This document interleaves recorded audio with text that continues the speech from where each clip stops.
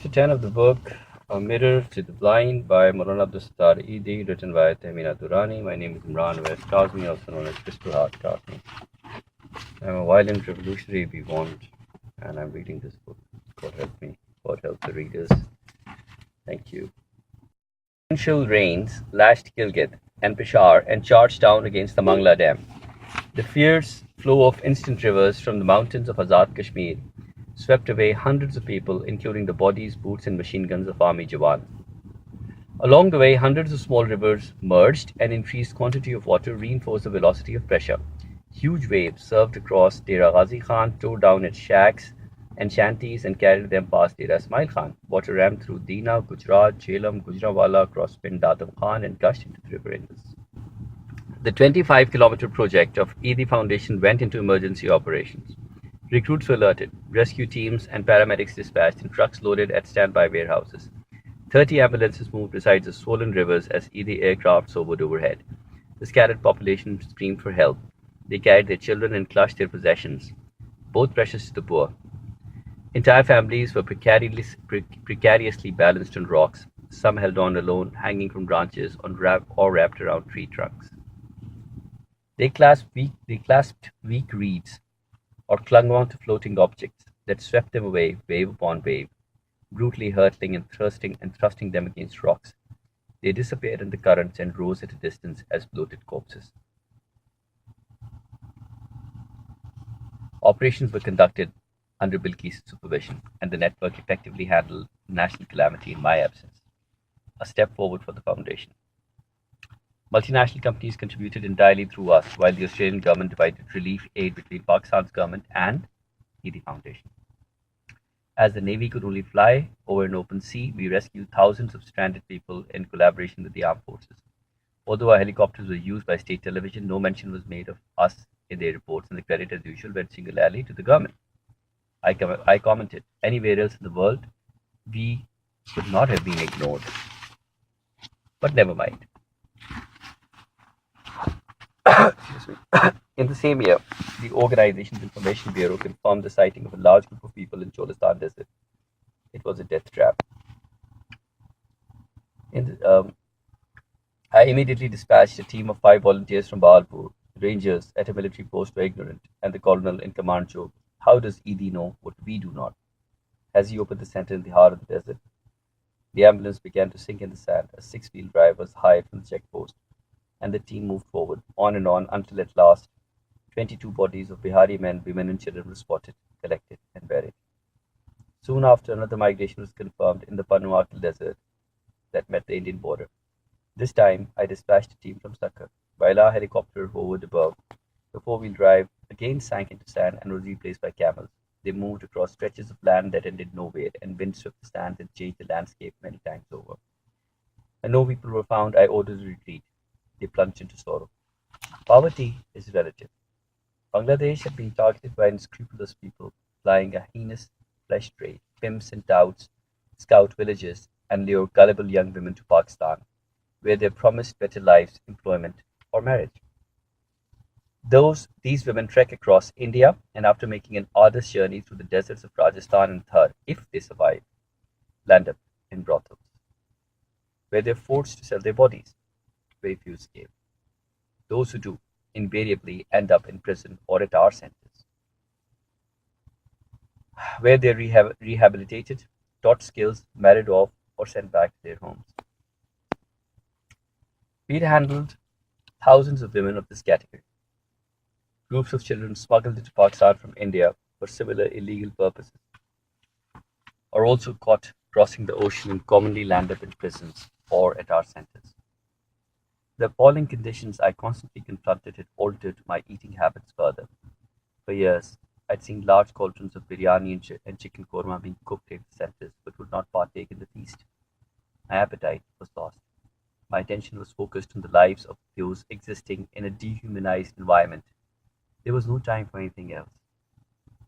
While traveling, I always declined invitations to reside at people's homes, preferring to live at ED centers wherever I was. I would make my green tea in the morning, eat my stale bread, and sometimes, when I had an urge to eat meat, I had it boiled in water and ate it with rice.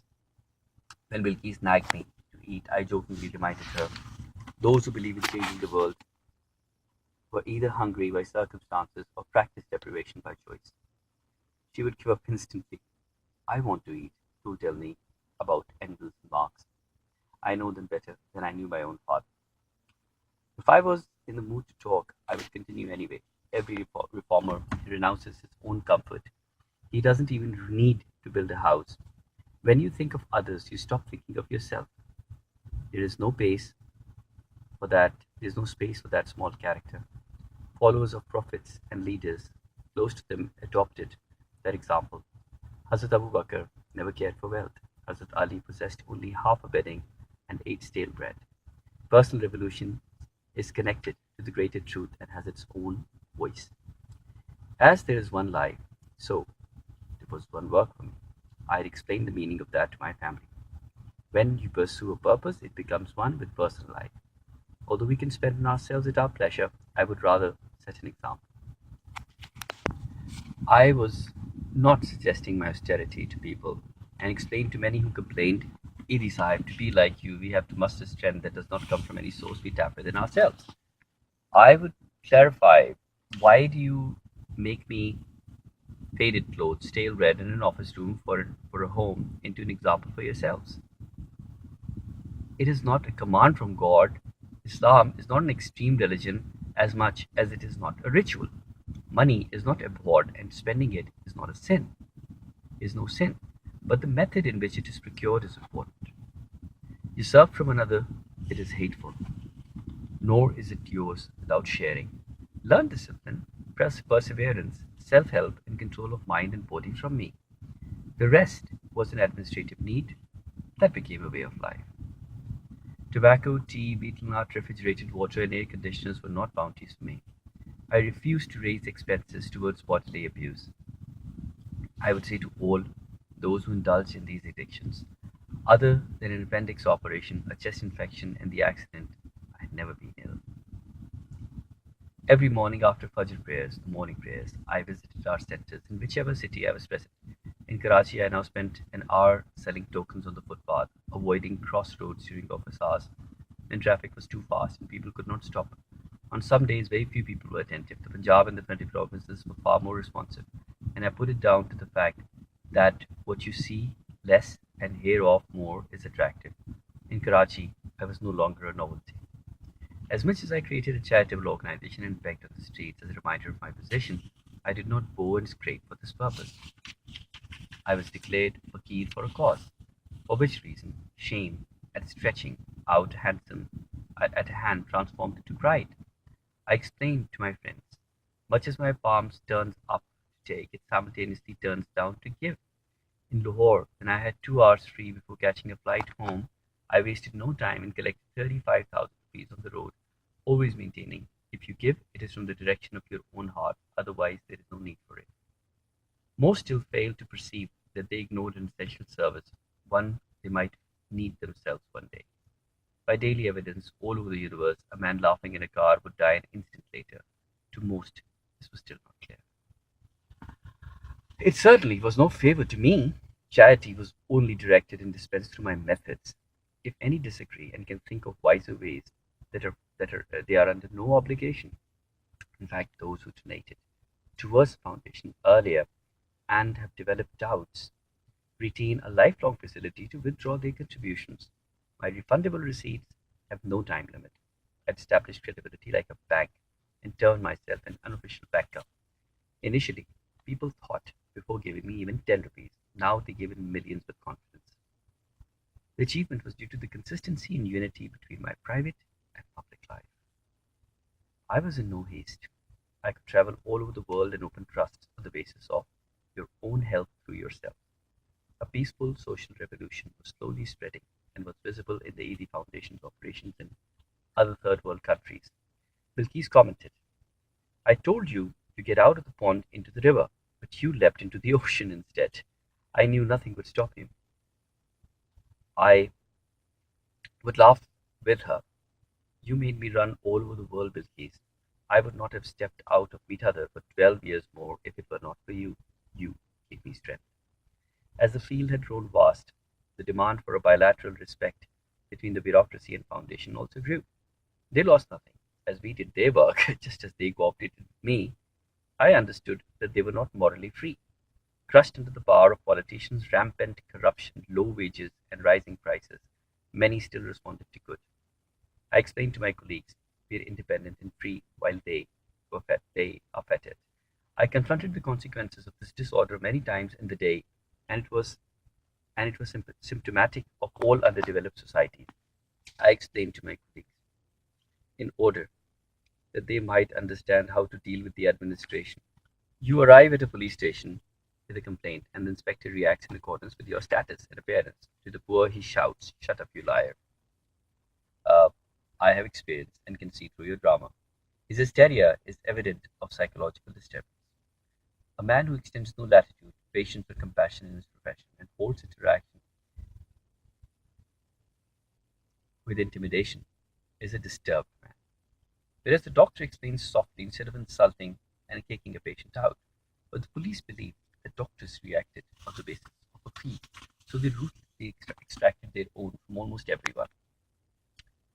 In government hospitals, favoritism was the corrupting force. Doctors who wished to tend to the ill with indiscrimination were obliged to accept siparish and preserve their jobs, creating ill will against themselves. I heard many complaints but could not bring myself to blame them. After all, they were a part of a scheme that holds the nation's infrastructure captive.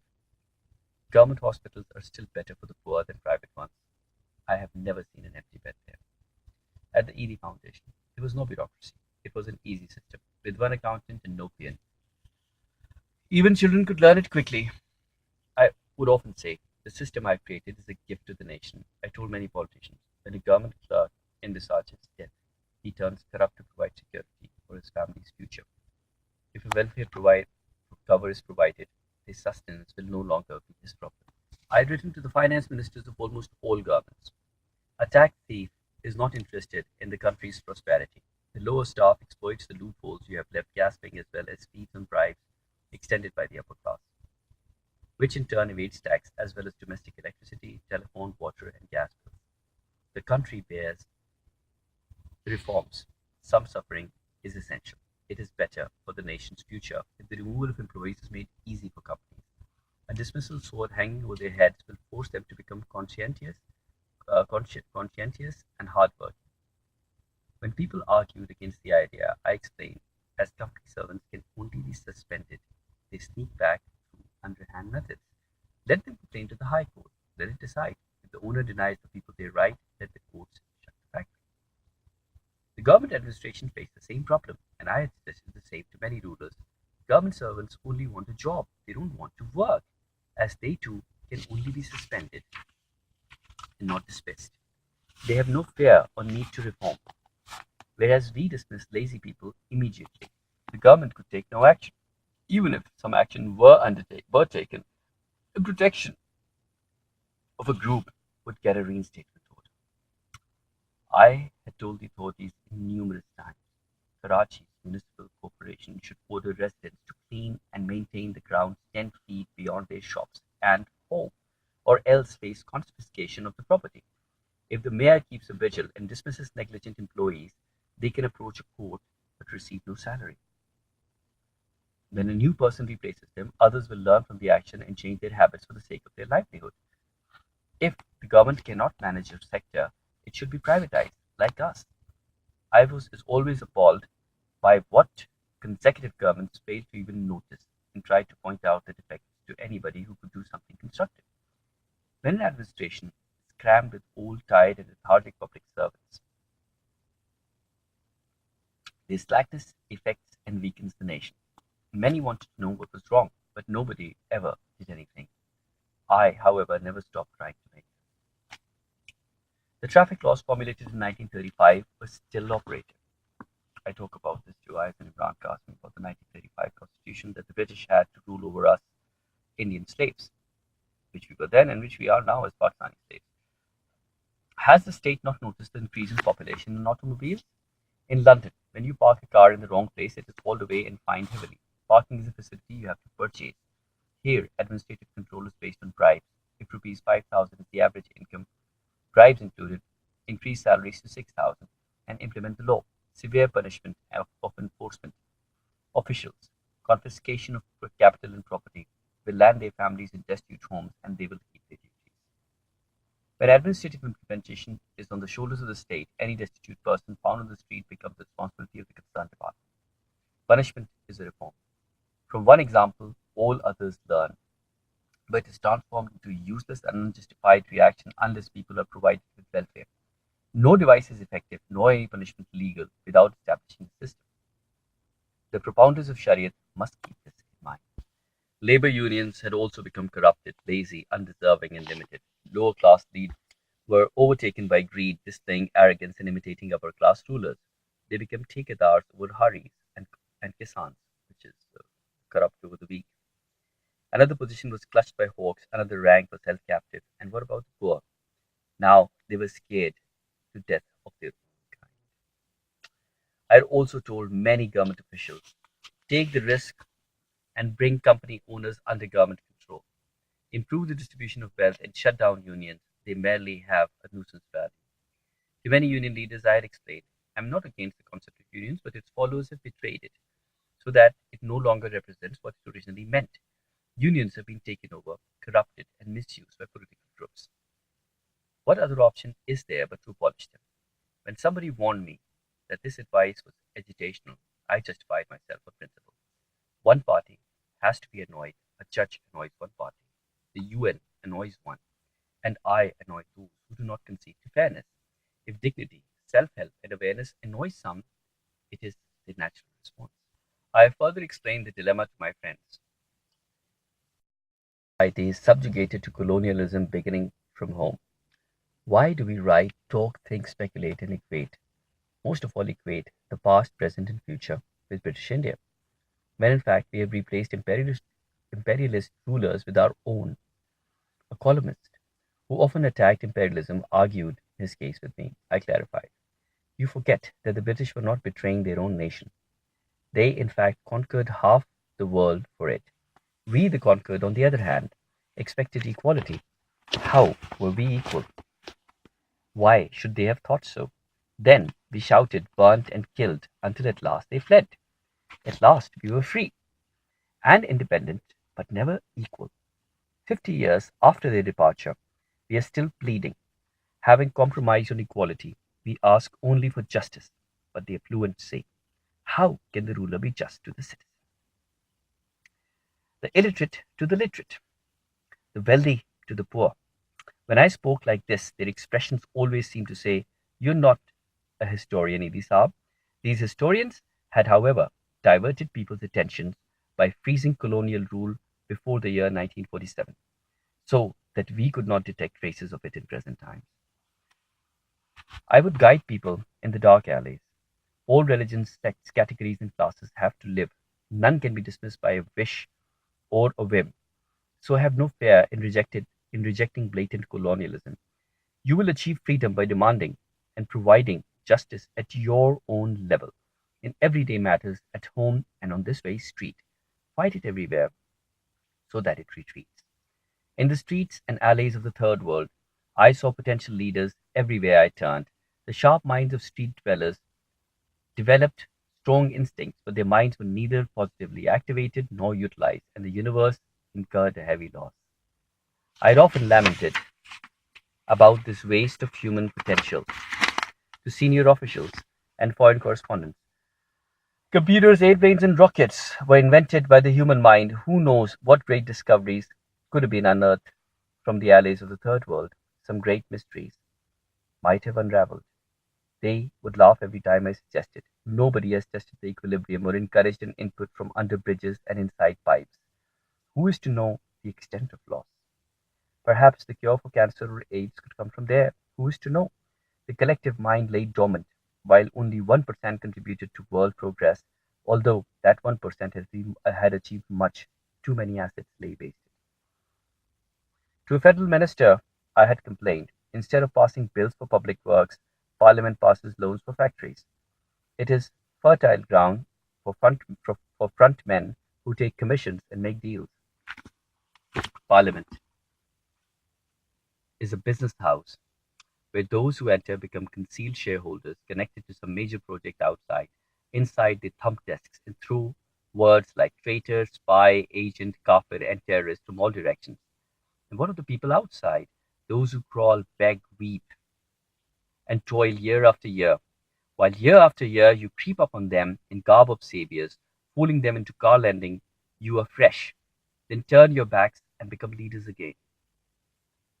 I tried to clear his vision. As Parliament is not a public organ, democracy is no longer a people's program. It has been usurped just as cleverly as Islam and had been centuries ago. He said he felt ashamed. So I continued. Government is merely an exclusive VIP service, essentially established in Muslim, third world, illiterate, and backward areas.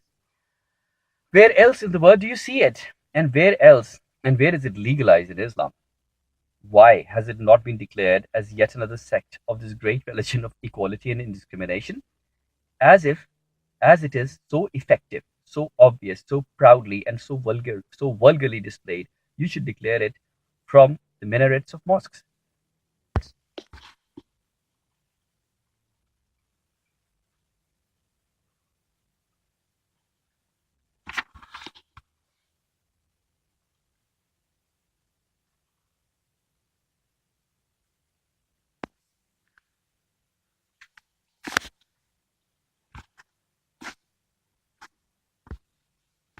Had not developed a system for old people. The foundation incorporated it into its 16 sections, remaining within the boundaries of human psychology. Tradition and culture. I developed an extensive program as abandoning abandoning aging parents and relatives was considered an insult. Most families kept them to the end of their lives, but senility is a natural psychological disorder which increases the speed of speech and strains the nerves of families who have to cope with the aged as well as learn a living. I opted for two different concepts based on the individual's needs. As communal homes cause depression and mental disturbances to some, I considered the allowance system as practiced in Japan beneficial. It upheld the concept of a free environment. By a study conducted from our Japan Center, I corrected the flaws in this method on a trial and error basis. In this system, bodies of old people living alone were discovered for many days, but maintaining records and recruiting volunteers to make regular rounds in the vicinity, calling out loudly for a response, we solved the problem of rotting bodies. As a second option, and because the rate of suicide decreased when old people were gathered together, I planned small communal homes based on the Western system. By 1991, the influx of elderly people had increased in centers all over Pakistan. They were transported and accommodated in Karachi, where we maintained a homely atmosphere, provided monthly allowance, a daily newspaper, and utility stores. I had only recently discovered the methods of renowned foundations and trusts. Much after implementing my own economic methods, the Ford Foundation, the Rockefeller Foundation, and others like them were similar to us in the fixed investment method. They differed in that theirs were primarily based on grants for scholarships, awards for exemplary work, and sponsorship of cultural activities, whereas we were developing a national system that covered an entire population. The Renown Foundation also differed from us in that they had commenced with the large financial support of their founders. We began with a kashkol or a begging bowl collecting as little as 4 annas and 1 rupee notes. I had also heard that the founder of the Nobel Prize had initially blocked finances for a period of 40 years, after which it could be drawn upon for specific purposes. Similarly, in stages of 10, 20, and 40 years, the ED Foundation would become a national budget item. At many functions, I went on stage and blasted those who had molded the system to serve themselves. I was not aware then of what I was saying, in the presence of whom, or in favor or against which individual. My own flow of words at the time was not in my control. Once I was asked for an explanation for my anger and was taken aback, but explained. When I was speaking, I was consumed by truth. It is not my style to waste precious moments of communication on unnecessary matters. You should have known that by my past record and not invited me. When I was interrupted, I raised a hand and continued. I do not remember exactly what I said that upset the politicians. If it was contrary to what they wished to hear, it could not be altered by me. The truth was paramount, and I was lost to it. At home, Bilkis warned me, you should start somewhere else and end up on some other issue. You start somewhere else and end up on some other issue. One day they lock you up. I laughed. But admit it, sometimes I think I speak to beggars in the alleys instead of rulers of a state. But are they not related? Mustn't leaders be drawn back to the source of their power? Her reply was correct, but you speak of those matters which they have rejected on their agenda. You disrupt their fantasy playground by asking them to include the wretched in the game. I had nothing else to say. Those at the helm of affairs will have to hear me whenever they see me. Bilkis, if the strong are afraid of the weak whimpers of destitutes crawling in slime, it's not my problem. If feeble whispers explode into shrieks in their ears, they should not ask my opinions. I always spoke in the larger interest, not of present government groups. They were too small in relation to the problems we faced as part of the universe. Finally, after 70 years of euphoric hope and confusion, the Soviet Union disintegrated. The death of an ideology was a sad event for those who believed in its power. In fact, its failure was perceived by many as a personal intellectual flaw. Although I followed my own principles of implementation, I had hailed its basic principles. The collapse of the Soviet Union was due to deviation from those very principles.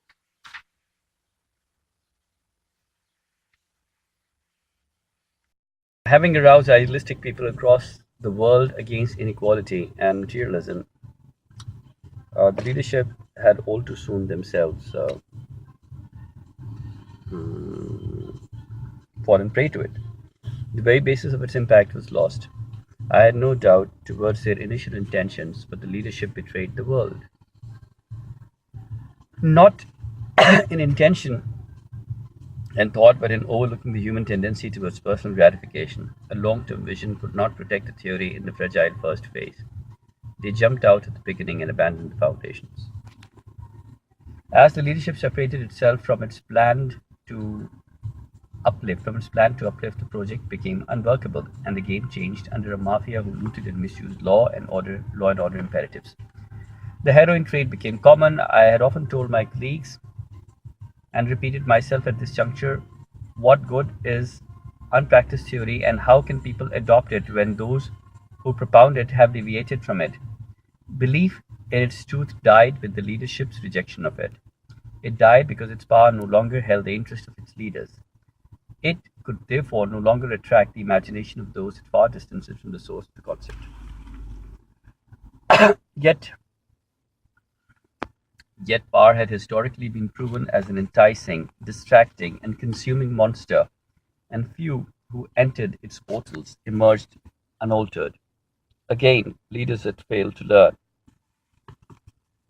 To me, the decline became apparent 20 years ago when four of my old Batra friends returned from Moscow with tales of woe. The ideology announced its impending disaster when trade unions and royal socialist ministers performed a volte-face.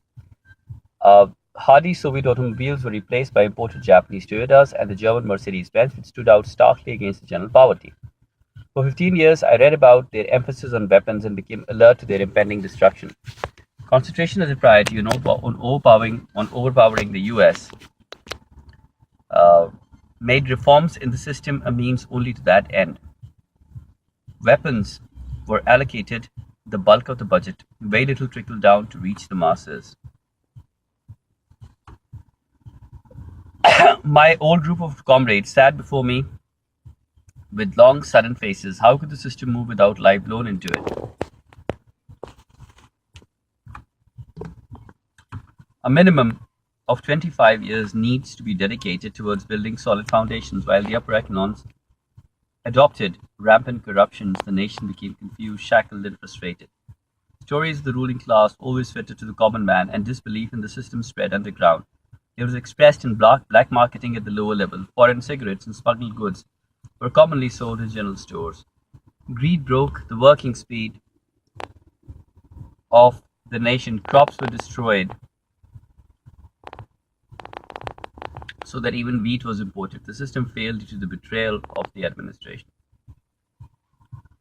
The debate went on for many days and with many people.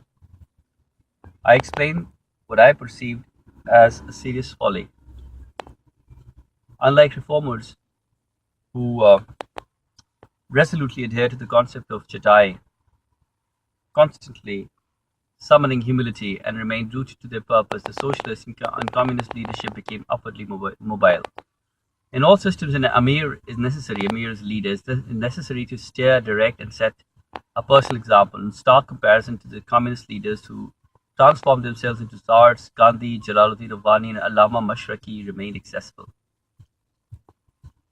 My own thoughts of rebellion had led me towards a progressive ideology, and my Maimon opposition had been quick to falsely brand me a communist. An Indian newspaper did the same. I explained to my friends, disappointment at the waste of a revolution does not justify resignation to apathy. Every 100 years, history changes its course, and ideologies like religions become mere talking points. At these times, it becomes essential to salvage good matter.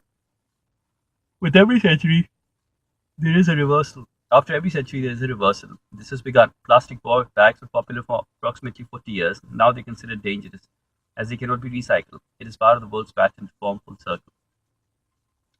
Many years ago, I had picked out the point of Huquq-ul-Ibad and worked towards its realization by drawing out flaws from interrelated matters and emerging with practical alternatives. My disheartened friends heard me anxiously. That socialism failed and capitalism survived does not by any means prove the latter to be the correct system. Another system must replace it with better judgment and balance. It will be born from the experience and study of both. If materialism is the present ideology, it can be fought only with humanitarianism. Social welfare is the only complete and universal philosophy that will survive as the ultimate system. In a discussion with a scholar, I said, I find little difference and many similarities between all religions, socialist thought and capitalist welfare systems. The principles of all emphasize humanitarianism. The concept of Huquq-ul-Ibad has not failed. I elaborated. The system socialists propound was in fact the system of the downtrodden. It had been adopted in the past by prophets who had successfully implemented welfare and equality in society. The rituals, notwithstanding, all religion systems that follow social welfare uphold Huquq-ul-Ibad. Western capitalist democracies had done well, a bit of a chest and throat infection, to counter communism with the checks and balances of welfare. Sinus block. Democracy is established and lasts only when stomachs are full. I had often said, although Islam is a complete system, the Muslim example has shattered its competitiveness as the world ideology, whereas Islam has neither been tested nor has it failed. The communist system quashed personal uplift and killed individual initiative altogether. In contrast, Islam aroused human energy for common as well as personal uplift, and I followed that. My system was not confined to individual help or charity. It was collective work conducted by personal motivation. Nor was it a sectarian movement or a class struggle. These produced no long-term results. I aimed at changing and benefiting the majority of people in one stroke. My colleagues always smiled when I spoke of my methods in comparative terms. Although Marx's closest comrade was a rich man with practical thoughts, I have always been cautious of suited-booted self-propagators. Fifth columnists have successfully destroyed many movements. The social system was eaten up by them. The weapons race of a handful of power seekers was visible in the appalling conditions of Rwanda and Yemen. Every few years, tyrants without conscience come up to crush the people. In Pakistan, the Zamindar, Chakidar, and Sarmayadar, landlords and industrialists, represent the same breed.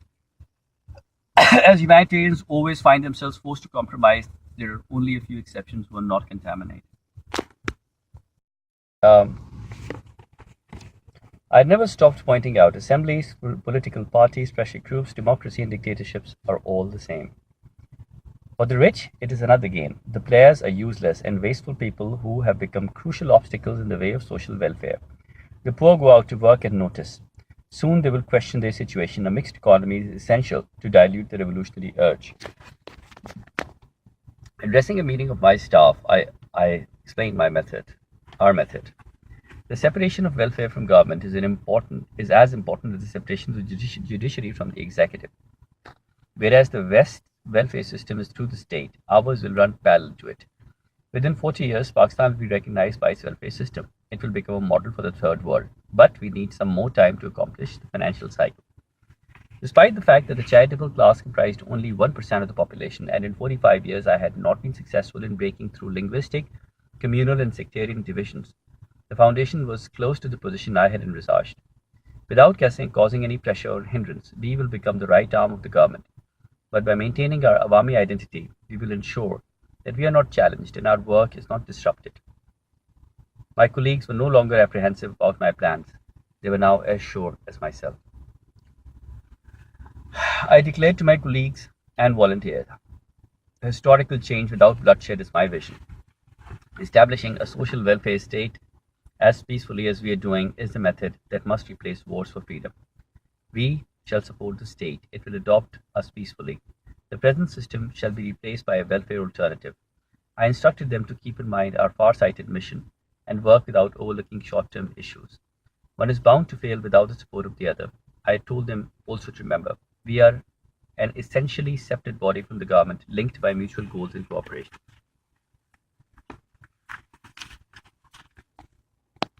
In the October of 1992, I left for Egypt to offer my services to the victims of a devastating earthquake in Cairo.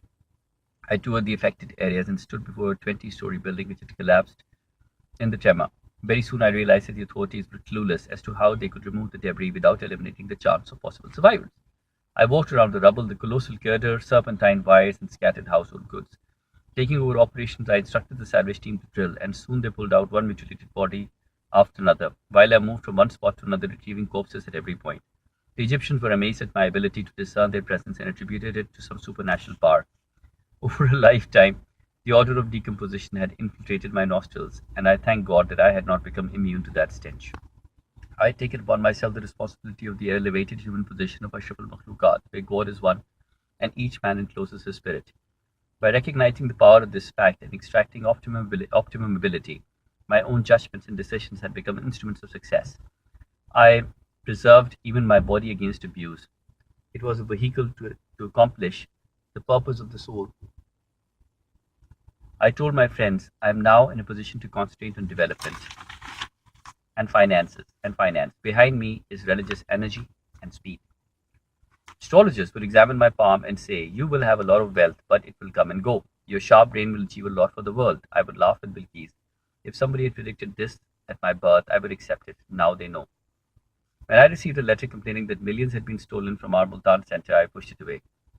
When there are no millions to be stolen, how were they? Experience had taught me not to be trapped in inquiries of which I knew the results. 2 out of 3 people were hostile to my accomplishments, always ready to oppose me. They failed to oppose that I had not diverted a moment of this life from their purpose. Nothing took away the criticism, which remained at my heels and over my shoulder. I shouted at those who conveyed allegations to me. If I were to become the agent of power blocks, they would promote me on television. The media would flash my praises. Religious groups would support and hail me. Politicians would oblige me. But alas, that is not so, and they shun my very benefits. I would always ask pertinent questions, but no one ever gave relevant answers. When I gave 99%, do I get anything back? For these same negative attitudes, the last 50 years had seen no development in the third world, ruled by similar monopolies of personalities. I would complain to journalists. The ruling elite are entrenched. The positions will have to rot under them. They clutch onto power even in death. Tajposhis quickly install their descendants into position. To many politicians who attain victory in elections through captive vote banks, I explained, the need for welfare has become greater than one can comprehend today. As it is the only hope for the underclass, it will not be curbed. No other slogan is relevant or true. If there is no response to this call, we shall see the rise of dacoity, kidnapping, murder, and violence without any moral control. How can you expect moral control from people upon whom vulgar examples have been thrust for centuries? I would warn them. The people have shown exemplary patience. They have, however, remained unnoticed and ignored for that quality. While 1% of the population rules over 99%, where should the majority go? Should they migrate and become homeless refugees? Advise us. Tell us where we should go. Suggest a holocaust to wipe us clean. We expect you to come up with that solution. Friends pacified one another. He sees things in the light of a problem at hand. At that time, he is not concerned with who he is screaming at. My demanding, suspicious, and volatile nature remained a sword over everyone's head. Somebody commented. If the poor are not urgently uplifted, the work of this foundation will either die of stress or move into Edhi village. If the poor are not urgently uplifted, the workers of this foundation will either die of stress or move into Edhi village. This temperament had developed during the early stages of the first dispensary, when negative opinions, wasteful talk, low energy, and intrigue were perceptual hindrances in the way of practical. So it's Ramadan and fasting, lazy cow. They would say to each other, he has reached one target by giving first aid to humanity. Now the process will move at a natural pace and he will be more inclined to avoid and overlook our mistakes. When somebody asked my colleagues how everyone put up with my foul temper, they rightly answered, he made us accept his work, not himself. If it were otherwise, he would mind his temper. He labored so much more than us that we cannot feel insulted by his words. Others laughed and gave the matter another color. He brainwashed and distracted us from himself towards his work. What I expressed in disjointed sentences and what seemed simplistic and superficial became logical and solid in work, step by step, as each aspect of a project was thoroughly thrashed out and nothing was spickled and nothing was a fickle creation of a whim. My colleagues could decipher the seriousness of my ideas even when I was incoherent to most. Sometimes I suggested a plan and they disagreed. Then I insisted upon it, blaming them for everything and anything that had ever gone wrong, and adjourned the meeting. I usually calmed down within an hour and casually telephoned one of them to change the decision, as the emphasis was on maximum public benefit at minimal expense. I never wasted time in withdrawing from an unfeasible project. At times I pulled out a little late, but always before incurring a loss. To keep myself involved with the practical running of the service and according to my mood rather than necessity, I sometimes personally transported a body. Although my plan was always without prior notice, I expected everybody to be in position as soon as it was announced. On this occasion, two girls from the center were due to visit their imprisoned father in Sakkar. Her father and son were murdered in Karachi and their bodies had to be transported to the civil hospital in Larkan. When the bell from my office would ring in the women's quarters, all the girls would jump. They would then coax and plead with another to answer it until finally some lamb was sacrificed, and praying under her breath ran down to appear before me. Tell a midwife to sit with the girls in the ambulance at once. Tell her I'm already in the van. Immediately the two girls dropped everything and led by an ashen woman rushed into the back of the ambulance with the corpses. Behind the wheel, I pressed upon the accelerator and sped off as the sun set, already anxious to return to meet her. Without a single stop, in 5 hours, we reached Dadu, the famous abode of dangerous dacoits. I halted at a tube well, scrambled out for a drink of water, and offered my three companions to join me, but none dared to disembark. We resumed our journey, arriving in Larkana at 3 in the morning. I deposited the bodies at the civil hospital and sent the women to retire in a rented room while I slept outside. With dawn, I shouted, "Hurry up, be swift, get back to work." They clamored into the van again. We drove to Sakkar prison, where the Havaldar offered me tea, which I politely refused. Zora caught him outside. We are dying of hunger. We had no dinner and no breakfast. Give us the tea instead. Put it in the van and please don't tell Edhi. He'll abandon us on the road. After the girls' half-hour meeting with their imprisoned father, we drove straight back to Karachi without another stop and arrived home at 2:30 in the morning. Next day, the three women complained and cried to Bilkis. He was so busy driving that he didn't even notice us. He didn't give us one morsel of food and drank dirty water from a well once in 33 hours. That he offered us only because he knew we would not dare get off. Every time I announced a trip, everyone disappeared. Where is Zora? My answer at the same time. Sick. I called for another and another. They were all sick or delivering babies or in the vegetable market, somewhere I could not pull them away from. Yet they fought and vied with each other to accompany Bilkis. What do you do for them on the way? I asked suspiciously. She responded earnestly. I only remembered that they are not dead. My companions were always drawn with my wife.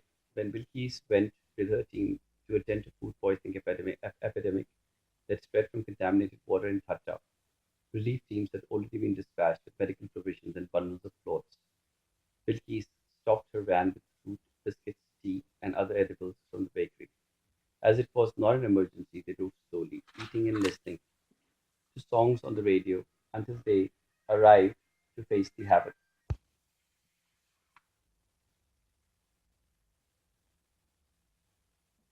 When Bilkis went with her team to attend to a food poisoning epidemic that spread from contaminated water in Thatta, relief teams had already been dispatched with medical provisions and bundles of clothes. Bilkis stocked her van with fruits, biscuits, tea, and other edibles from the bakery. As it was not an emergency, they drove slowly, eating and listening to songs on the radio until they arrived to face the havoc. Dehydrated people were transported on charpais carried on the shoulders of relatives. They arrived like funeral processions at the center. As they had left their homes without any clothes and provision, Bilkis provided them extra sets of clothing with bars of soap so that they could wash the filthy ones they wore. Our doctors gave injections, glucose strips, and oral medications round the clock. And at midnight, the women rode homeward, eating and drinking all the way back. Meanwhile, Kubra was experiencing the anxiety of separation, and it had warranted many changes in her temperament. Initial reactions of anger and suppressed rebellion were over, and she had slowly withdrawn into herself. Her spirit had ceased to fight. She had shown potential during the supervision of the floods, and so Bilkis asked me, give her more work to do. She needs to be occupied. I still held back, but Bilkis took Kubra with her to different centers for women, and she became increasingly involved with the troubles of young girls. Unlike Almas, who remained at home, Kubra was skillful with administrative work. Soon she was displaying qualities that made me feel confident in her future, about her future with us. I heard from Bilkis. Kubra is a good manager. At the Clifton Center, she has made a timetable and sees that it is adhered to as strictly as you would. Everybody is clean and the place has become spotless. I also heard from the lady in charge of the center. Kubra is an excellent worker. Nothing passes her by unobserved. She notes the slightest inefficiency and orders its correction, then checks and rechecks progress until it is perfect. Her public dealings soon gained respect amongst the inmates. Little Bilal was now walking and talking and began to accompany me almost everywhere. I became attached to him without realizing the extent. When I could not see him around, where's Bilal? was my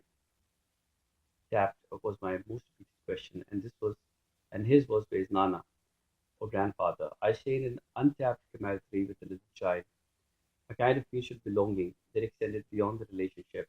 My love for him was almost somewhat was also somewhat related to an acknowledged guilt concerning Kubra's confusion, and I told my friends, Bilal is born out of the conflict between materialism and higher thought. His mother represents the contradiction and has suffered from it, and she symbolises an important example of the power of external forces. During rounds of various centers, I carried Kubra's child on my shoulder, his little legs hanging on both sides of my chest, his hands clasped around my bald head. At other times, he clung onto my leg as I dragged myself from one room to another. Every few months, I sat in the sun outside the office, lathered his head, and shaved it like mine. Then he would push out his chest and strut about announcing, I'm Edhi. The meet other office, which had been echoing with Bilkis, now echoed with Bilal as well.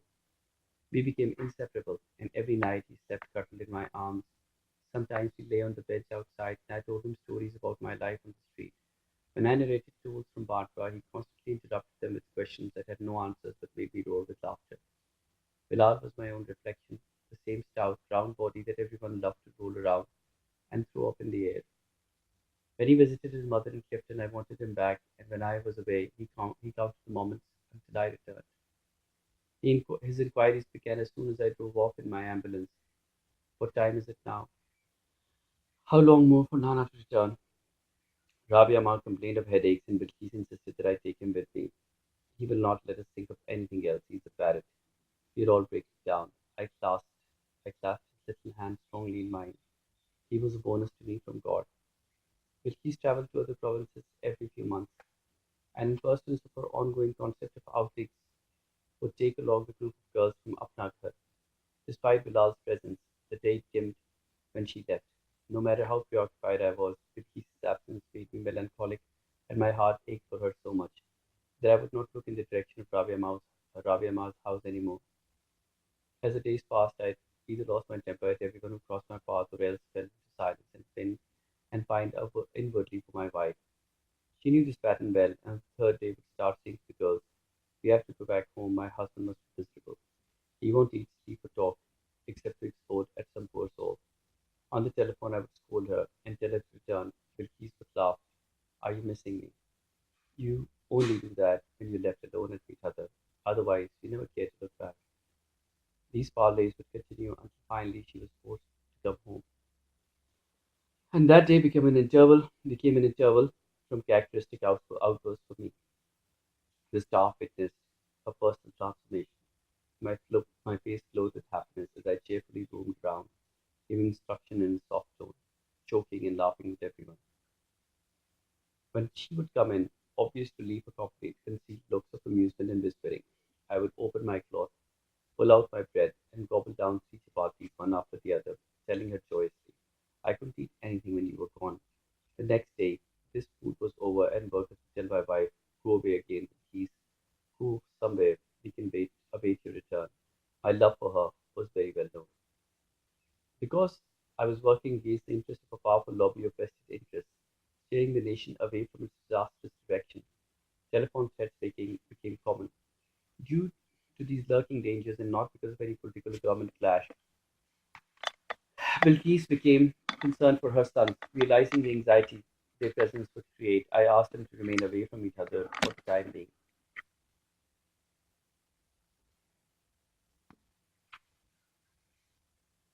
My friends had suggested that I make my sons office bearers of the US Foundation and request for green cards, but I did not condone the method.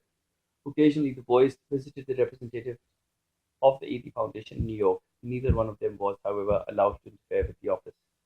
I had warned my friend, "Do not encourage them to give you advice. They're not experienced enough to guide you." I do not believe in hereditary positions. Family members, due to close proximity with the could boss held undeserved influence and power. I explained to my colleagues who suggested that I involve Qutb in the New York Center. It is detrimental. It is a detrimental attitude to take. It will kill his individual abilities. Our children's actions decide where they have reached in a long queue. No one can shove, and push their way to the top there. Everyone is moving step by step. It is the only way to move forward. I had also made it clear to the keys, when they have learned about life, lived, and seen it according to their times, I'll be in a better position to judge them. If then they are inclined and I think them worthy, I will introduce them to my mission as volunteers. Until then, they have nothing whatsoever to do with our work. President Qutb had moved to Chicago, where they shared a three-room flat with Altaf, Kashif, and two other boys, splitting the rent and making turns to cook and clean. Hassan obtained admission in the 10th grade on the basis of a school certificate from Orlando. In the evening, he worked as a shop assistant, carrying deliveries out of the truck, separating the cartons of groceries and setting them on shelves. When he was not doing this, he served customers and did the cleaning, sometimes doing 16 hours at a stretch, working at weekends as well as on holidays. Qutb did the same work in a day shift. As payment was on an hourly basis, when one of the flatmates took time off, Qutb replaced him in the night shift. Sometimes he worked at a taxi stand, at other times he delivered newspapers. When he was free, he watched films on video, and as he loved those, he purchased them in second-hand stores. Examples of initiatives that always fascinated me. When I heard a story about a Belgian man, I related it to Bill Keys. He neither attended church nor required a formal education, but noticed the poverty that surrounded him and 150 years ago envisaged a basic welfare program that could alleviate mass suffering. Bill Keys was also amazed. At some point in time, his methodology was adopted in the European welfare system, but I could not recall his name. After inquiring about him from many people, I was informed that the best welfare system was adopted from various socialist channels. Nobody had heard of this man. I turned to tell the chief, human initiative is so powerful that it could easily have been true.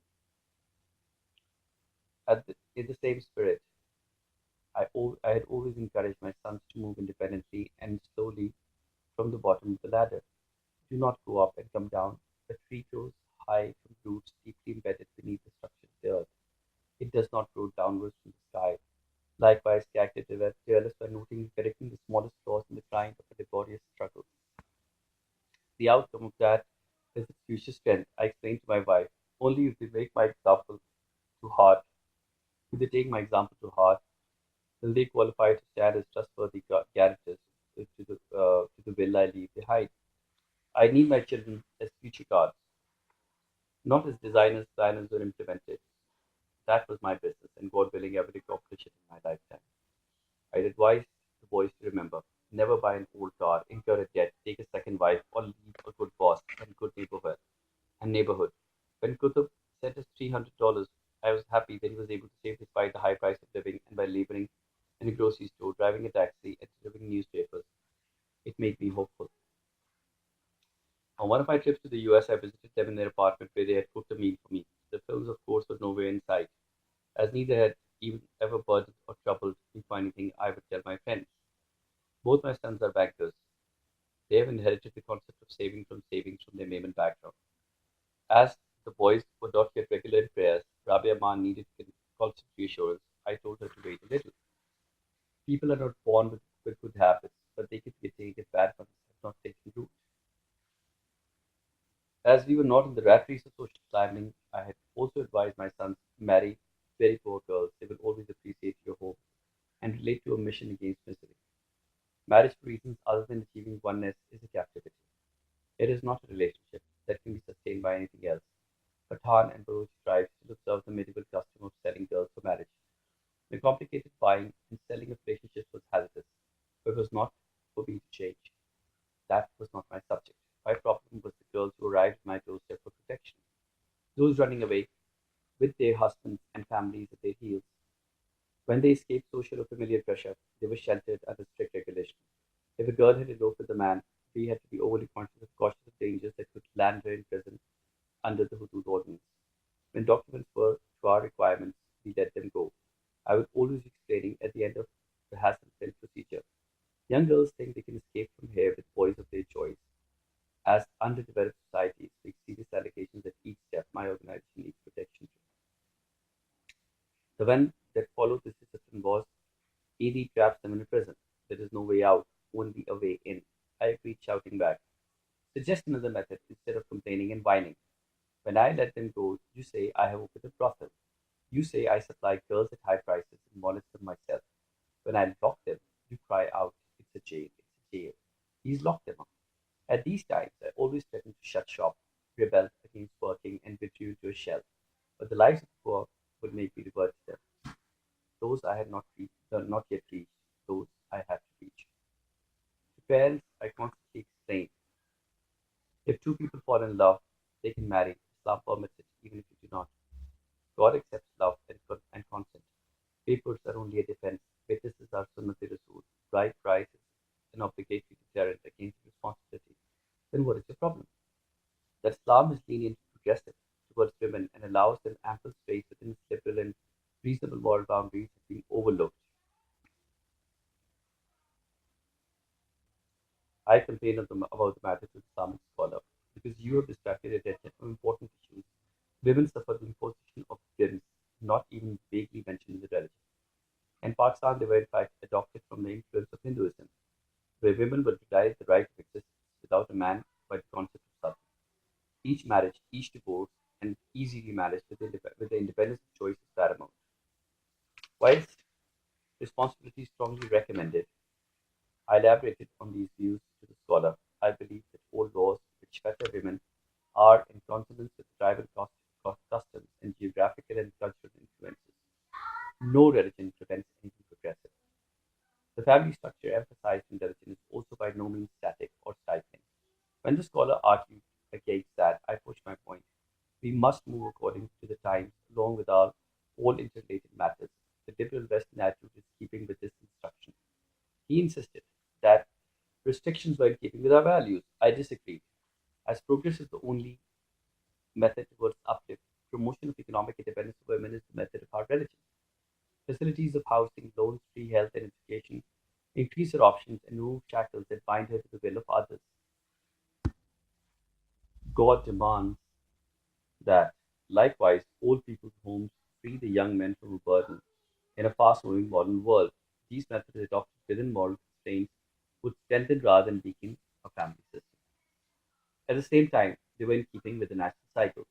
In Pakistan, the whole concept runs in the opposite direction. Whereas unmarried girls without responsibility should be encouraged to work, you lock them up. After producing children, they acquire outside help and go out to work themselves, and another woman leaves her own offspring to attend to theirs. This is a disruptive and disorderly cycle. If you talk of a family support system, then strengthen it towards helping one another, as in our case. Despite permission in the faith, social norms prohibit two marriages because the first wife creates a storm. But then men hide other women, they create multiple. But when men hide other women, they create multiple disorders. In Iran, Afghanistan, Saudi Arabia, prostitution is discouraged by social acceptance of more than one marriage. Bilkis told me on that and took me on that and said, "Why do you not marry again? I'll give you permission." I refused. I have no time for another wife, Bilkis. A single marriage is sufficient for a man consumed by work. As a lazy man is a heavy burden on an overworked woman, men with ample time should marry again.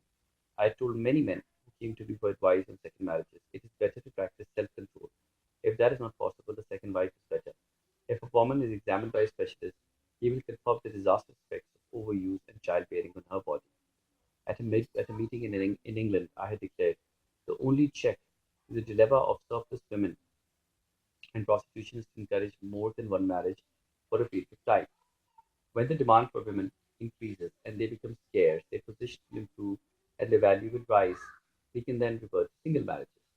In an illiterate, underdeveloped society, there is corrective and regulating measures, especially as the female birth rate is higher than the male. When some women react strongly towards this opinion, I told them, if you're not prepared to sacrifice towards long-term benefits for your gender, you will not achieve high and lasting results in your rebellion. From the duty of speaking on their behalf. The role and the obligations of Muslim women have been warped and are therefore universally misunderstood, misrepresented, and misreported. I speak of more than one marriage as a provision for reform to social disorder. Issues that have been left unattended and heaped upon us for centuries have accumulated. Islam is the religion of reform. Islam is the religion of reform. There we are. Islam is the religion of reform.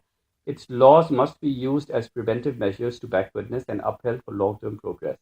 A woman's high position is not in any doubt. As they could not look beyond the present, my suggestion seemed backward, whereas I spoke of the futuristic vision. They that spoke of the same thing. And women generally didn't like suggestions. So I'm absolutely unsurprised. There's no word, but yes, unsurprised that Abdul Sattar Edhi did not receive a standing ovation for this suggestion. All right, so what's next? What's next is sometimes I relieved the driver for the duties and took over myself. When a widowed mother lost her only child in Quetta Medical College, she came to me for help. Bilkis and I drove her to Balochistan with a coffin. I purchased a box for church, borrowed a pail from the canteen, and bathed the boy. Bilkis noticed tiny water insects swimming in his eyes and inquired about them. I said, "Have you not noticed them before? They always come at death." In this business, many strange incidents occurred.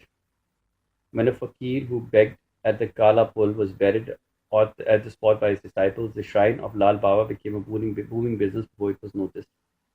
60 days after burial, the authorities requested me to remove and shift the body to a graveyard. Yet, it neither smelled foul nor was it damaged.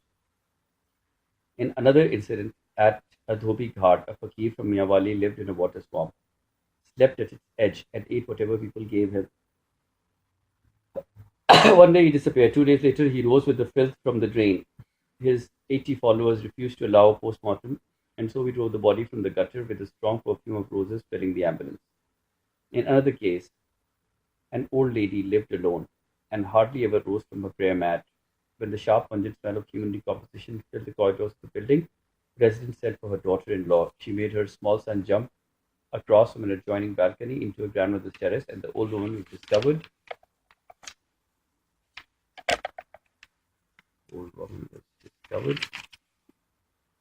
Lying on the floor with a burst stomach. Her daughter-in-law defensively lied that she had visited her the day before, whereas the body was 3 days old. Bilkis asked me, "Which is the worst incident that you can recall?" I pondered long before answering. The lack of a support system is the worst incident. Each neglected human being the world over glares at me with that.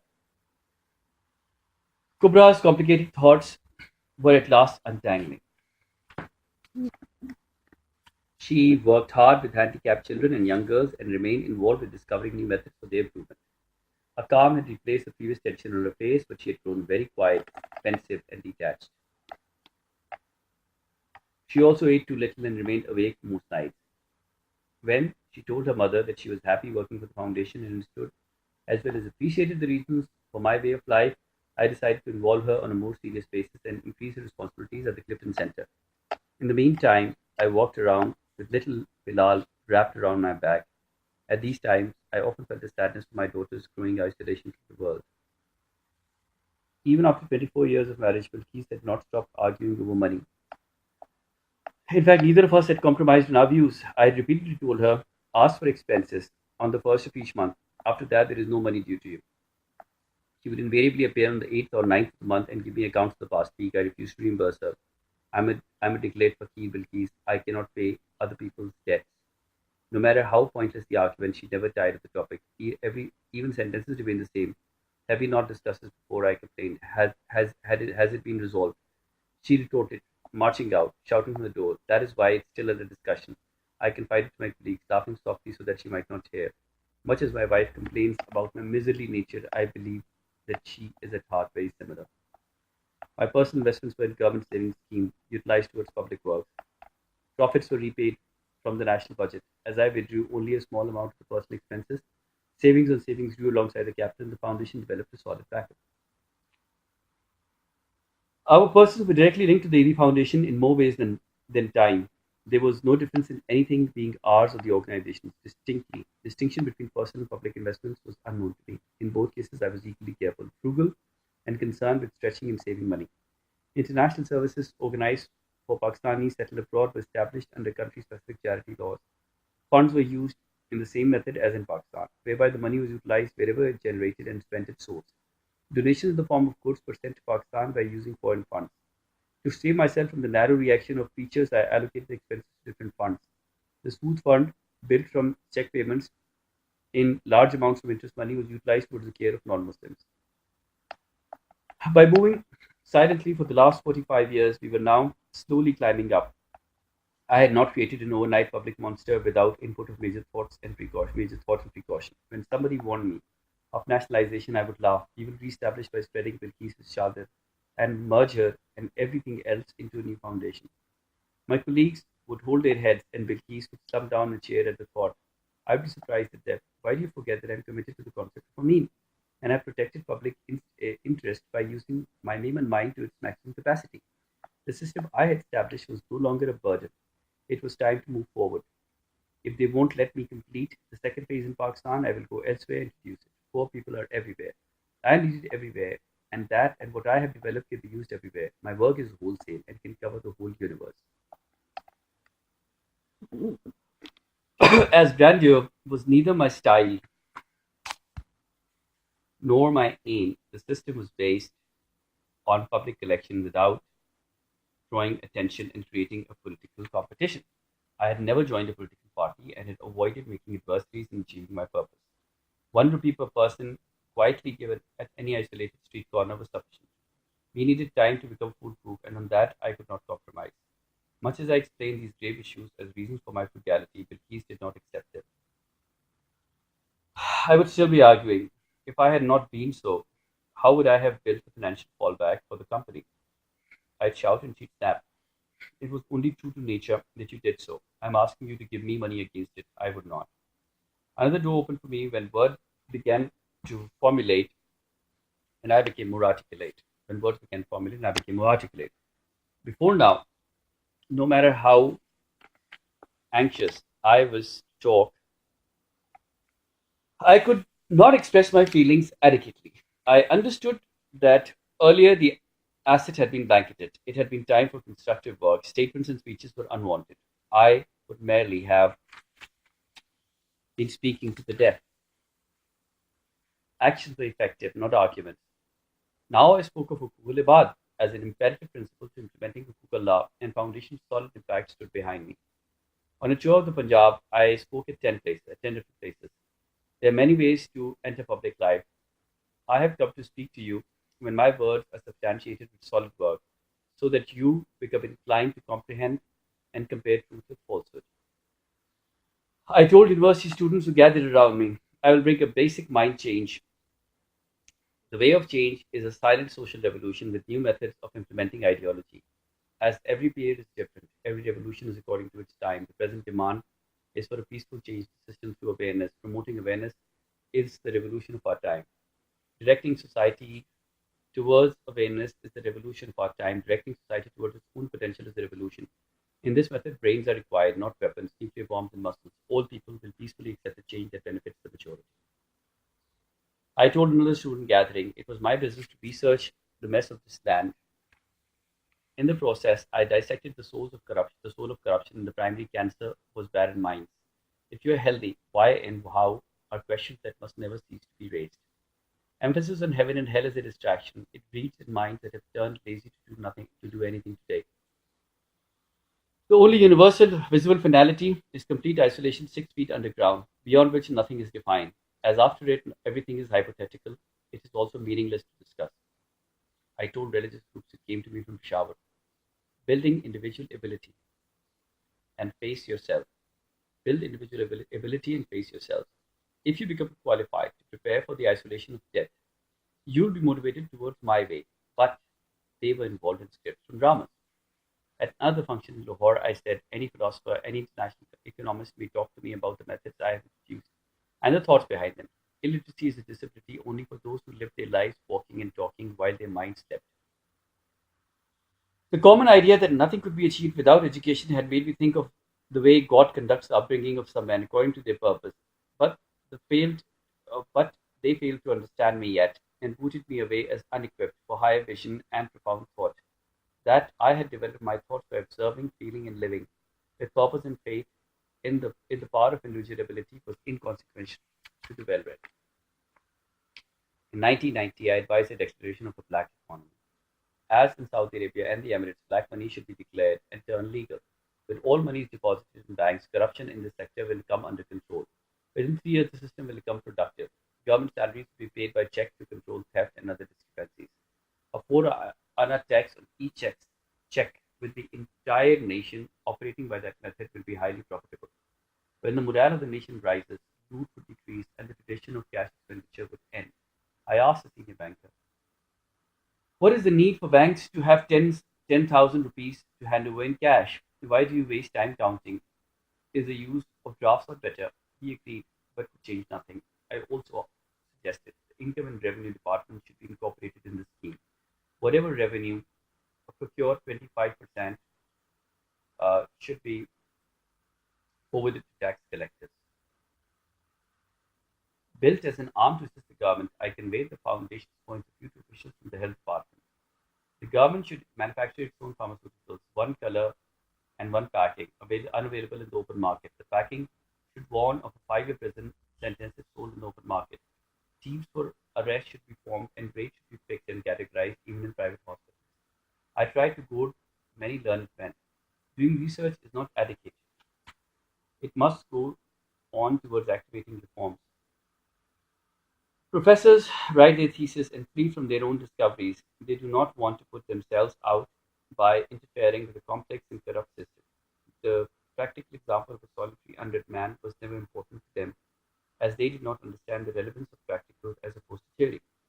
When I felt frustrated with the ostrich-like policies of leaders and the increase of hatred in religious leaders, I shouted at everyone, no pure religion suggests aggression. That only gives stability to exploitation. When I face a problem, I do not ask university students and farmers to pick up arms to resolve it. One life is the breath of God, and no leader should have the courage to put it out, not for any reason. In 1950, during my first visit to East Pakistan, I had spoken against the expense of building mosque after mosque. At a seminar in Lahore, I repeated myself, the use of religion without its basic knowledge is damaging. Nothing precedes public welfare. Unabsorbed expression stared, stared me on. When people are dying, it is time to reevaluate priorities. Under these circumstances, God expects practical action. Hukuk al-Ibad is incomplete without Hukuk Allah is incomplete without Hukuk al-Ibad. I spoke to many learned men on that visit and pointed out the flaws that drove the universe away from us. Do you not feel the need to restore Islam's fundamentals and correct false perceptions? Many agreed with me, and that spurred me on. I believe that humanitarianism is the essence of all religions. Symbolically, it can be compared to a rose, the most beautiful flower on earth, but that has always been reduced to a mere ritual. It is thrown on the dead, decorated on shrines, strung into garlands for political leaders, and sprinkled into prayer rooms on chanting women. A profound indication of shallow minds making mediocre use of important examples. Extremist groups heard of these discourses and rose against me without understanding what I propounded. Some said I was from the Afghani sect, others declared me a Shia, a Qadiani, even an atheist, and their hostility promptly appeared in some form or other. When I noticed a huge banner declaring me a non-believer outside the new town mosque, I decided to clarify the allegation and explain politely to the Imam what I preach and practice is a good example for the world. Why do you swiftly brand me another faith and give away credit that belongs to Islam? I am a declared and practicing Muslim, but the propaganda continued. A letter from the Imam of a mosque in Islamabad arrived saying, I believe you're a good man. Your ideas and traditions are, however, adopted from the Afghani faith. If you come to me, I will convert you into a true Muslim. Only those whose personal designs were in jeopardy saw me in such limited light. I issued a press release. Nobody in the world is in a position to declare my faith except I myself. Muslims should let me work. What I am delivering will improve the conditions of their fellow men as well as uplift the constituencies of political candidates. If I can provide a welfare system at people's doorsteps, politicians and religious leaders will be free and can continue corruption at leisure. But let it happen for those who have nothing. If they were to practice Islam, the emphasis on welfare would brush away the debris they were buried under. These misdirected and illiterate attitudes of teachers had in turn diminished the huge debt of students towards them. Their position had been so devalued that they were kicked and beaten by the students. I suggested university students and local district members must spend at least a year in the study of religion, politics, and social welfare. Before this, they cannot understand the dynamics of any relevant matter. It was common for cruelty to be disguised with acts of help and aid. When men of authority are stubborn as well as ignorant, they spread a contagious disease. Whenever I had an opportunity, I would give a lecture. If I have an accident in any country, I'll be transported to a hospital and be given treatment without discrimination. Why is it that here, being a Muslim is the criteria of being human? Is it the only entitlement to live? What superiority? Is it the same as affluence, a party ticket, or a seat in parliament? What stupidity? I try to explain to a group. Our arrogance contradicts us. As we do not make good examples, we look vulgar and stupid. We are like hungry medieval beggars, strutting about demanding courtesy from kings only to be shunned. We merely look foolish, absurd, and backward. Bad statesmen were a disaster. I told many students, the holy book would open in your souls, not on your laps. Open your heart and see God's people. As they plight, in their plight, you will find Him. Sometimes, while standing on the street selling tokens, I became disturbed by public indifference and walked away talking to myself. Instead of giving donations, they accused me of fraud and theft. Yet they never stop demanding my services. Nobody seems to understand that politics in social welfare and religion is humanitarianism. Sometimes I'd complain sadly. Throughout the year, they need my services and accept me as a Muslim. When the holy month of Ramadan comes, they convert me into a prophet and divert the zakat away from the foundation. I expanded the Hajj business into an innovative service, whereby Muslims from all over the world deposited their sacrifice money with the foundation on Eid. We cut the animals in our own slaughterhouses and distributed the meat to poor localities, government hospitals, and prisons, and sold the skins. Molvis screamed through loudspeakers, wholesale methods lose God's blessings. Your sacrifice is wasted. Having discovered the profits of this business, they recognized new resources for themselves. Two 13-year-old boys escaped from our Karachi center and after 3 days landed in the Multan center. They again escaped and arrived at the local councillor's home, who was estranged with our zonal in charge. The next morning, a lawyer produced them in the High Court, where the boys registered a statement of the human rights provision saying they cut off women's hairs and gave electric currents to little children in the Edhi center. The court directed a session judge to check the premises. He arrived for the inspection accompanied by the police, a representative from the bar, and the ex-president of the lawyers' council. A press reporter waved from the gate, and the children on the roof waved back. He took a snapshot, which appeared in a Daily National with a caption saying, "Imprisoned children screaming for help." From Mitadar, I instructed the Multan chief to deliver all the inmates of the center to the High Court, tell them to take charge and provide them with better care. But there were no social welfare systems in the country, and nobody could cope with an influx of psychotic and handicapped people. The matter was wound up with the court suggesting some recommendations. Everyone in the chamber contributed towards the foundation. That children in hovels might be fated for better prospects stalled each time I faced the consequences of propaganda. In Karachi, continuing the opposition and the false allegations fueled by various linguistic, religious, and ethnic groups steadily decreased contributions, and in 1991, animal hides contributions in zakat fell to their lowest level. I slashed my expenditure. At a meeting of my colleagues, I told them, when you have to reach a goal, every step towards forward makes us also fall down. Later, I would stream in the situation. Libya, Iran, Saudi Arabia, and the Emirates are Islamic countries. Here we are all drifted, but I have not lost hope, and often assured everyone I will bring you a welfare system one day, my way. Sometimes I threaten, I will shut my shop. When I pull it down, let somebody else give his life for you. I complained and shouted inexhaustibly then. They give no money, snatch my hides, and refer me to heaven instead. I impersonated them, Edhi Sahib. You will go to heaven, Edhi Sahib. God has kept a special place for you in the sky. You are a holy saint. What business was it of theirs when I went to the hereafter? The emphasis was always on later. So much later that it should not affect them now. My heart would turn towards the deprived in India and Bangladesh, especially Bombay and Calcutta, which is littered with people on footpaths. Although I donated 3 ambulances to our centers in Gujarat, we were not yet active on some other good organizations uh, were developing there. In Pakistan, there was no grassroots work despite the fact that 50% of people still lived in shacks. And that stopped me short of any reaction. I could not forsake our people. They must not pay the price for a difficult environment. In 1991, I met General Hamid Gul, the Corps Commander of Multan. I explained methods that would preserve but motivate the 1% elite to help the majority. When politicians are leaders and the masses are beggars, the equations of the majority is challenged, stretched, and insulted. Only if a welfare system is introduced will the upper class remain safe. I also suggested. You're in a strong position today. Do something relevant towards bringing about social change. I regretted saying so before other officers on the idea could be conveyed to high authorities and the general could be retired. When I was leaving, he said, Edhi Sahib, in 44 years, this country has not produced one other man like you. Driving away, I expressed my thoughts to our zonal chief.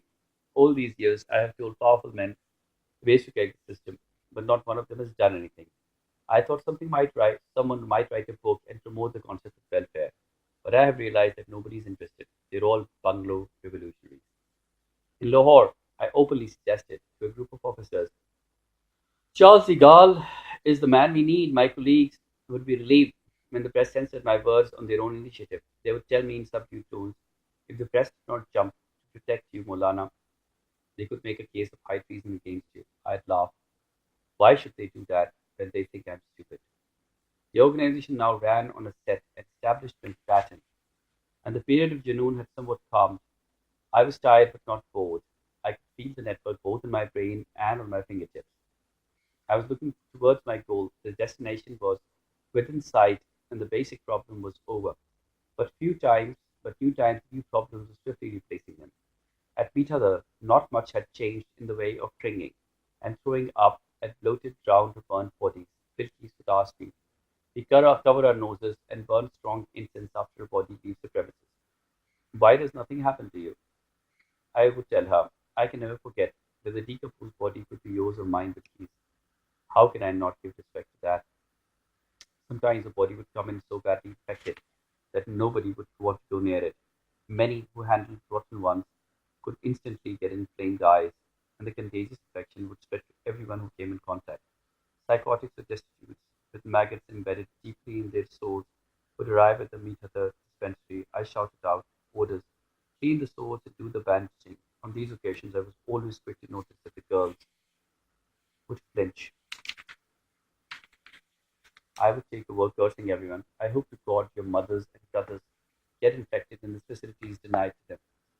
Get away from the wretched. They do not need you. I would see someone make a face and shout, a curse will catch you. An application of hydrogen peroxide made the black maggots emerge and they scampered away, running amok. When I ordered the girls to move their limbs, all of them, including Bilkis, would push each other forward, whispering, you get them. No, you do it. You go, please. Only my anger would make them scared to catch and bury the worms. Many poor people had this illness. Like a bolt from the sky, Amina walked back to my office in our lives. I joked with Bilkis. We won. She represents another chance for me. Bilkis knew my dependence on her was rooted and was not at all perturbed, but admitted. Amina was jealous of our love. What That is why she never told us her problems for 12 years. Poor Amina had married the rich man of her dreams, but he kept her in misery and poverty until he eventually died.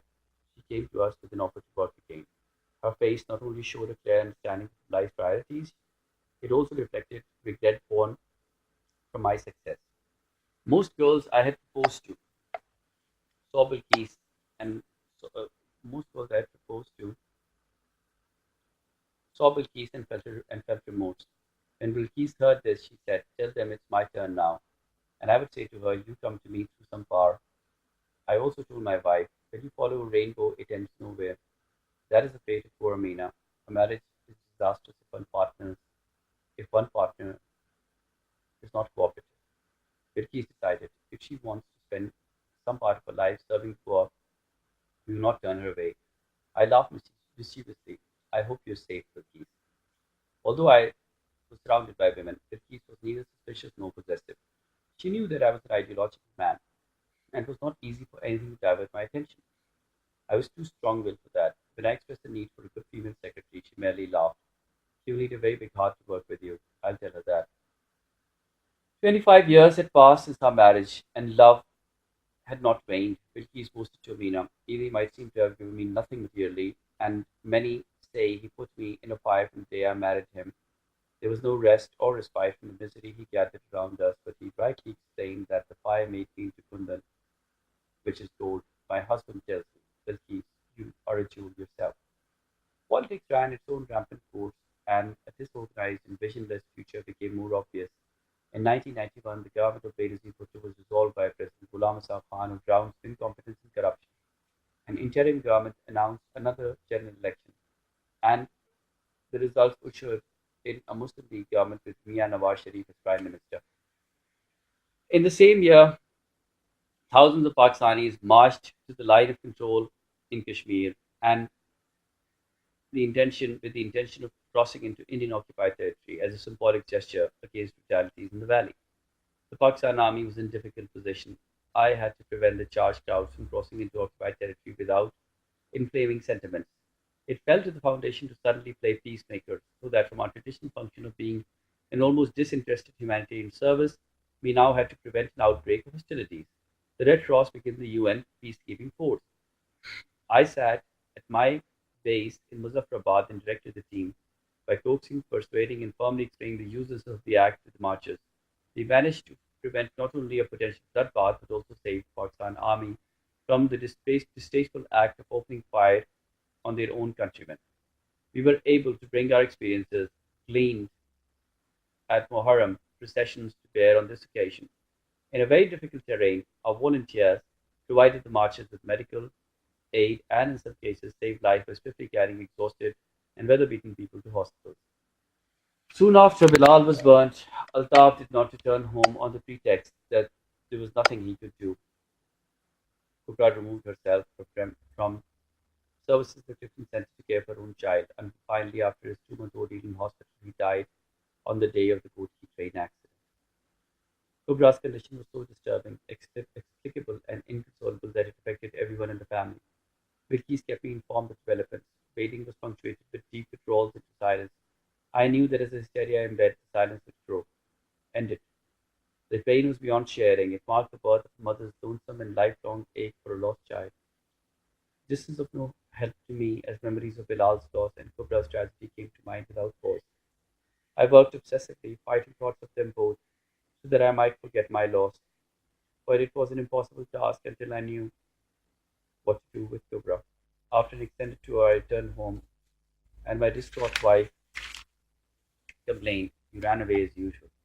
Look at Cobra. She has isolated herself from everyone. She doesn't even respond to questions. What should we do?" Cobra returned lies of grief, and I had to free her from it. Her interest in herself was over, and she saw no one. Neither did anyone else interest her. Nobody brought up subjects that caused her pain. Everybody avoided taking her to Bilal's grave, where she lost touch with the world. Talking to her became necessary. I told her of the life I had lived and why the pain you carry seems solitary, but is shared by billions of mothers the world over. Some have lost more, some everything. It is the loss of the majority of people, that which your father is trying to lessen. She never responded, but I spoke to her whenever I saw her. Now that you know this pain so deeply yourself, it is the one you can also contribute towards lessening. Her silence, her lowered eyes, her stillness, her plain expression conveyed an inward receptiveness that sometimes my eyes filled with tears was never noticed by her. I also explained to my young daughter a hitherto undiscussed issue. The practical meaning of money is more significant than its dictionary meaning. Arrogance, selfish authority, and superiority are also some of its negative results. As money is always spent with tension, it separates men from their families. Love and compassion are ground away in the chucky of wealth, in the grind of wealth. The death of this passion ends many ills. I could tell that Kubra's great loss had diminished the value of materialism even before I spoke. What could I do about Bilal's loss or Kubra's misfortunes except accept them? And what could she do but accept them? She soon returned to work. When I asked her reaction to my decision concerning Nurmal, the girl who birthed Bilal, she said, "You know best. I have no doubt about your judgment." I searched for information about the girl, but the history of psychotics is usually inadequate. We had rescued her from the street, and she had little recollection of the past. Kubra conceded to my decision that she be spared of forced fate, and I transferred her to the Buffer Room Center for psychotic women. At this time, the Clifton Center housed 41 triple babies with provision for 200 more. A house of trained nurses looked after them. The adjacent building with primary school facilities housed orphan female children from age 1 to 10, after which they moved to the North Karachi Education Center. All these children slowly began to compensate Kubra for her son's losses, for her son's loss. Bilkis and I sat on the sand looking far across the ocean at the horizon. Deep lines around her smiling eyes were evident of a long battle against the bitter conditions I had exposed her to. I reflected, if I had considered my life to be my own, I would have spent it differently. The peace in the mountains of Skardu, the natural springs of the Kailash Mountains, and long hours gazing at the sea would have been my pastime. But my madness did not let me, while my breathing time, you and the children saw nothing of the world's beauty. Bilkis said philosophically, "There is no end to the sea, although there is an end to a pond, a lake, and a river, even a gutter and a well have walls to confine them, but the sea is endless." I took it from there. So why should there be bondage? A system of welfare ends the world's boundaries. Today, no American would like to leave his welfare facilities and shift into our environment. When we establish a system of protection, people will know that with their deaths, their children will not die, borders and passports will become redundant, prevalent forms of exploitation will end, narrow-minded cruelty will disappear, the world will become like the sea, boundless. Big Keys found her opportunity. Even the President of America finds time to rest. He needs to. He needed to keep his sanity. I was talking of poetry, and you made it into work. The parallel she had drawn surprised me. I'm in a hurry to utilize moments. Had, how do you compare me to a president? How you know that I see life at its longest, a very, very short. Her scheme to entice me away from work had always failed. Now she received a revelation. I realized why you don't need a break. I drifted away with the sound of ocean waves and did not hear her until she repeated herself loudly in my ear. When you are bored or perturbed with the working of one center, you shift to another. I agreed. Bilkis moved her hand to substitute my ambulance. From Mitadar, you go to Zorabpur, Tweedy village, Star. The hospital off to bury a body in Baluchistan's wild mountains or Sindh's barren deserts. She was right. That was my sustenance mechanism.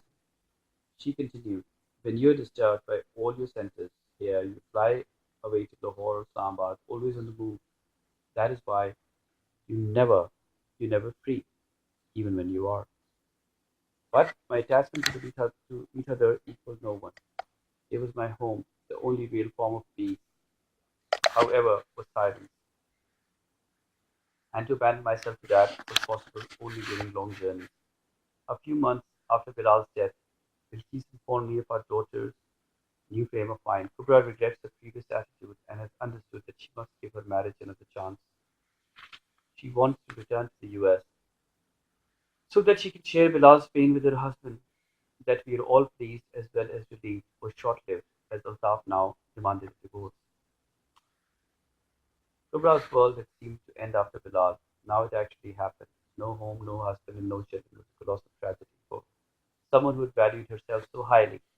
I told my distraught wife, it seems to me that she has fallen from the sky onto the ground.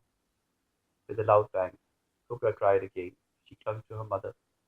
I regret my life. I don't know what happened to it. How can I share Bilal's pain with another? Only Altaf would have understood.